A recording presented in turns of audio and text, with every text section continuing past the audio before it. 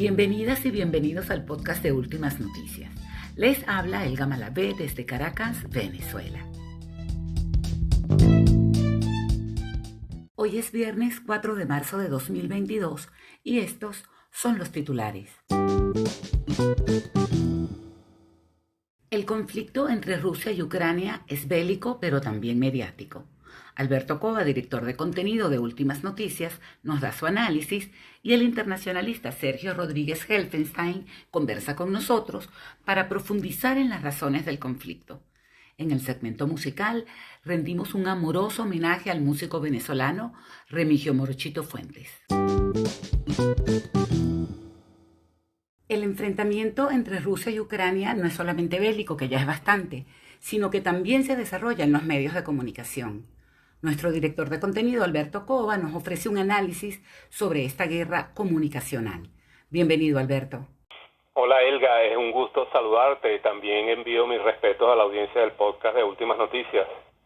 Esta semana me gustaría comentar un aspecto específico de la guerra en Ucrania y es la batalla que los actores de este conflicto libran en los medios de comunicación para propagar sus verdades sobre lo que ocurre en la zona de combate donde se desarrolla esta operación militar rusa.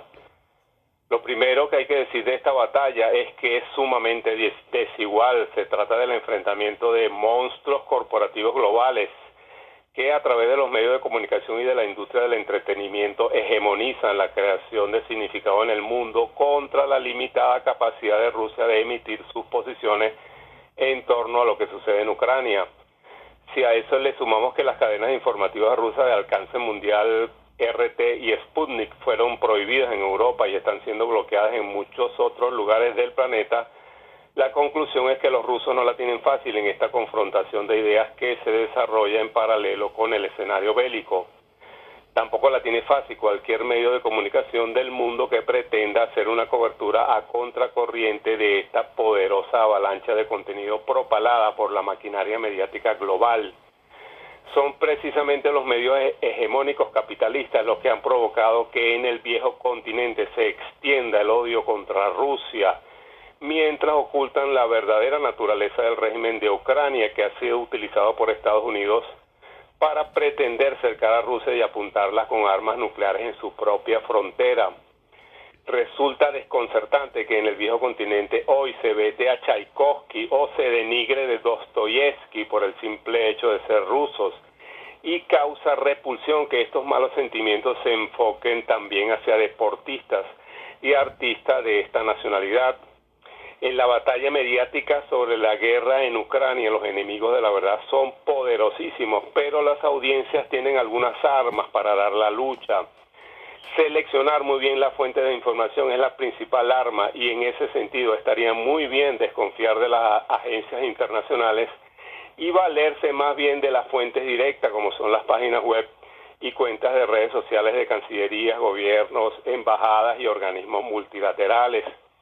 También es clave ubicar en redes sociales a periodistas que podamos considerar serios, que reporten directamente desde el sitio de los acontecimientos o consultar medios independientes que nos inspiren confianza. Así quizás logremos estar mejor informados y podamos aliviar las inquietudes que nos genera esta guerra europea, cuyo desenlace por ahora es incierto. Gracias por tu análisis, Alberto. Te esperamos la próxima semana.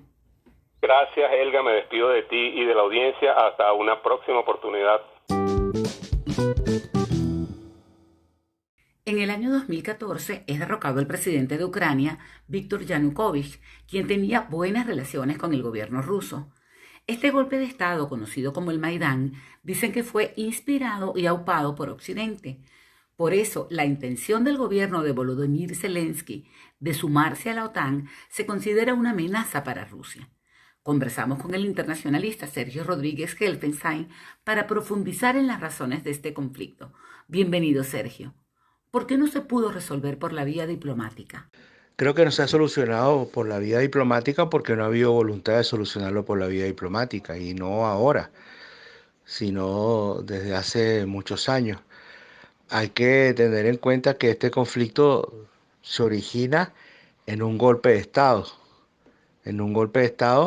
que fue apoyado, financiado y organizado por Estados Unidos y la Unión Europea, e incluso con un papel muy activo de la subsecretaria de Estado de Estados Unidos, Victoria Nuland. Entonces, en la medida que una de las partes, uno de los miembros del Consejo de Seguridad de Naciones Unidas, que debería optar por la paz, está optando por el conflicto, por la guerra, es muy poco viable o no es viable que ese mismo actor o no se ha visto pues que ese actor tenga una voluntad para solucionar el problema por vía de la negociación, por vía del diálogo. Y en los últimos 8 años ha habido una acción permanente de exterminio, de fomento de bandas nazifascistas, eh, de xenofobia, de racismo, frente a la cual tampoco la diplomacia ha hecho nada, ha hecho caso omiso a pesar de todas las advertencias que en ese sentido hizo Rusia. Entonces hoy, cuando ya el conflicto estalló, precisamente porque la diplomacia falló, hay que acordarse del concepto, siempre digo, hay que acordarse del concepto, la guerra es la continuación de la política por medios violentos. Bueno, la política fracasó y se recurrió lamentablemente a la guerra. Y hoy, cuando también es necesaria una negociación, un diálogo, Ucrania, por presiones de Estados Unidos y de Europa, trata de evitarlo y lo está utilizando solo como instrumento para ganar tiempo en función de prolongar el conflicto, mostrando que no hay ningún interés en las vidas humanas que se pudieran estar perdiendo. Muchas son las noticias sobre el desarrollo del enfrentamiento bélico entre estos dos países. Sergio nos comentó lo que ha ocurrido en esta última semana. El conflicto bélico se inicia cuando se produce la irrupción de las tropas rusas en el territorio de las repúblicas de Donetsk y Lugansk. Y hay que tener bien claro cuál es el objetivo de la operación militar planteada por el presidente Putin, es de la desmilitarización de Ucrania y la desnazificación de Ucrania. En esa medida, el conflicto bélico ha adquirido características bien particulares porque no se produce una destrucción total de ciudades ni el ataque a la población civil, sino que claramente se está actuando sobre unidades militares, sobre bases militares. Las Fuerzas Armadas rusas están operando para destruir el potencial militar de Ucrania. Y en ese sentido, el avance de las tropas rusas se produce desde 4 direcciones: desde el sur, desde el oeste, perdón, desde el este, desde el sur hacia el norte, desde el oeste hacia el este, y desde el norte en 2 direcciones, desde el noroeste y desde el noreste. Todo eso ha hecho que se haya ocupado en la primera semana un gran territorio en las fronteras entre Rusia y Ucrania. La ciudad de Kharkov, que es la segunda ciudad más importante del país, está completamente rodeada y las tropas rusas ya están en las cercanías de Kiev en una operación envolvente desde el noroeste y el noreste, mientras que las las repúblicas de Donetsk y Lugansk están avanzando para liberar completamente su territorio, lo cual se ha producido hasta un 50%. La principal resistencia se ha producido por parte de los batallones fascistas, de las fuerzas nazifascistas, que se dedican a atacar a la población civil y que utilizan escudos humanos, lo cual ralentiza la ofensiva de las tropas rusas, eh, con, porque no quieren producir bajas innecesarias entre la población civil, pero eso violando todas las normas internacionales de la guerra, se está utilizando, y es un instrumento que yo creo que puede llegar a ser decisivo en la resolución del problema militar del conflicto. Es importante entender por qué es tan crucial el papel de la OTAN en la intensificación del conflicto Rusia-Ucrania. Esto nos dijo Sergio Rodríguez. Bueno, la OTAN es un bloque, es una organización guerrerista que responde a los intereses capitalistas occidentales. Su objetivo fundamental es generar la guerra y el conflicto de manera de servir de base para el desarrollo del complejo militar industrial, utilizar la venta de armas como instrumento fundamental eh, para, para sostener la economía capitalista que sobre todo en Estados Unidos está en una crisis muy profunda desde hace muchos años. La OTAN desde hace muchos años ha ampliado, se ha profundizado hacia el este, ha ampliado, ha incorporado nuevos países, eh, incluso ya teniendo presencia fuera del territorio del Atlántico Norte, como es el caso de Colombia, en Venezuela, y otros países del mundo, y teniendo una presencia, por ejemplo, a través de Gran Bretaña, que ha traído buques con armamento nuclear a las Malvinas, violentando el Tratado de Tlatelolco, o teniendo una participación en el conflicto que Estados Unidos tiene permanentemente con China en el Mar del Sur de China, de manera que la OTAN ya es una organización guerrerista global que se propone ampliar sus territorios como forma de dominio del capital internacional. Muchas gracias a Sergio Rodríguez por su participación en este programa. Ustedes y nosotros seguimos con nuestro segmento musical. Hace pocos días se despidió de nosotros el fantástico músico venezolano Remigio Morochito Fuentes, bandolinista, cuatrista y maraquero. Y hemos querido decirle adiós recordándole con la hermosa música que compuso para Venezuela, El Canario.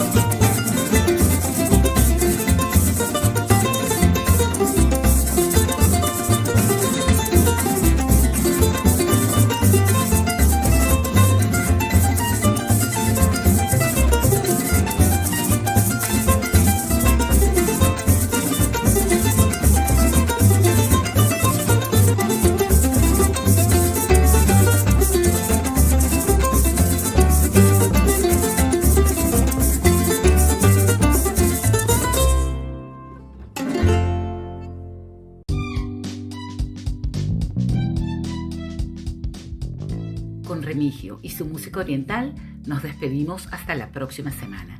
Gracias por su compañía.